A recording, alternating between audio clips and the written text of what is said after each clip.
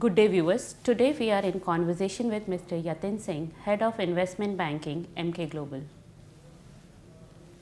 Hi Yatin, welcome. So Yatin, how do you see the primary market moving in the coming year? So Neelam, if you look at what has happened in the later half of the last year and extrapolate it given the current market conditions, uh, unfortunately it may be a tepid year. That said, you know, capital markets are dynamic. Things can change overnight.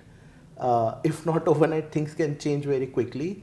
So the later half of the year may see some more activity, but it will be in certain pockets. You know, PSU banks is one pocket where there is revived interest, and I believe most of them will hit the street and raise capital.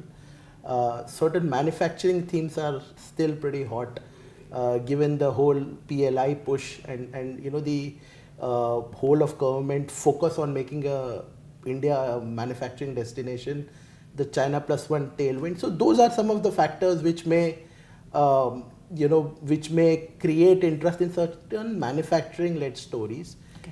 But the broad based interest that we saw in 2021 and first half of 22, I am afraid 2023 is not going to be the same. Okay, thank you Yatin.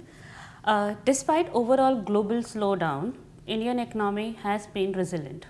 Do you see this as an opportunity for Indian company to get investments? Yes, absolutely. But economic resilience and the fundamental financials and operations of a company are just one part to the fundraising activity, right? Availability of money is more important, Right. and we are in a phase where central banks are very rapidly increasing interest rates and sucking out liquidity from the market, right? So the overall pool of capital available globally has shrunk significantly.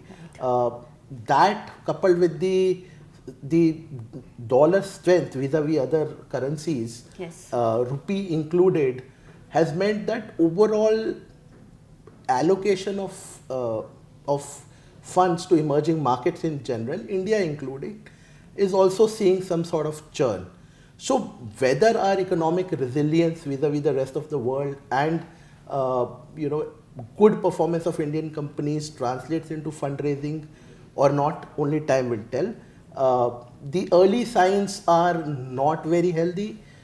We've seen, particularly in the startup ecosystem, late stage startup funding, the so-called winter is set in, and other segments of primary markets as well, there's a remarkable slowdown. Okay. The next one would be the government has made several policies reform to support new businesses. How has this reflected in the growth outlook of the companies seeking fund? So any regulatory support always kind of boosts the prospects of the underlying business and hence makes it more attractive for fundraising. And to that extent, we must give credit to this government that they have done significant amount of effort to create ease of doing business, and that will automatically translate into better operating performance of companies and hence better fundraising prospects. In isolation, is that sufficient? I don't know. We live in an interconnected world, so any export oriented business model may still face challenges given that their demand lies outside India, and particularly US and Europe are kind of experiencing a significant slowdown. But yeah, in isolation, whatever the government is doing has to be acknowledged and applauded. Okay, thank you. MK has worked with diverse businesses to help them raise capital. How does this help you in overall approach to raising capital?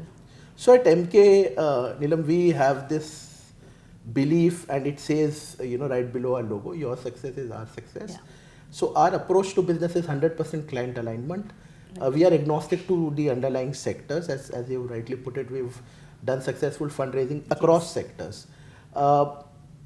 See, every business is a capital input, capital output machine, right? So working with different sectors helps you understand the different designs of this capital input, capital output machine, right? And that holistic know-how does help you kind of serve the next client better.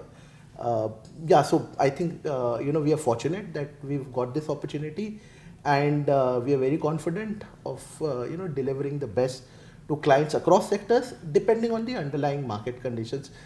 Cyclicality in sectors is a known fact, so there will be sectors which at a point of time will be hotter than others. Right. But within the boundary conditions, we at MK are very confident that we can serve clients and raise capital for them at attractive terms. So Yatin, that was the last question. Any final views on the market?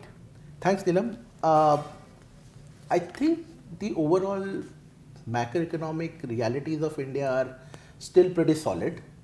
That said, we live in an interconnected world, and a world which is evolving very rapidly as far as the monetary situation goes.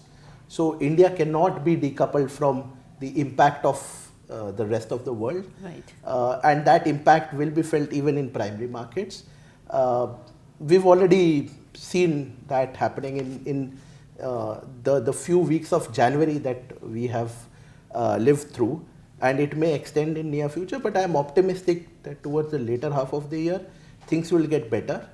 If not, India story is robust.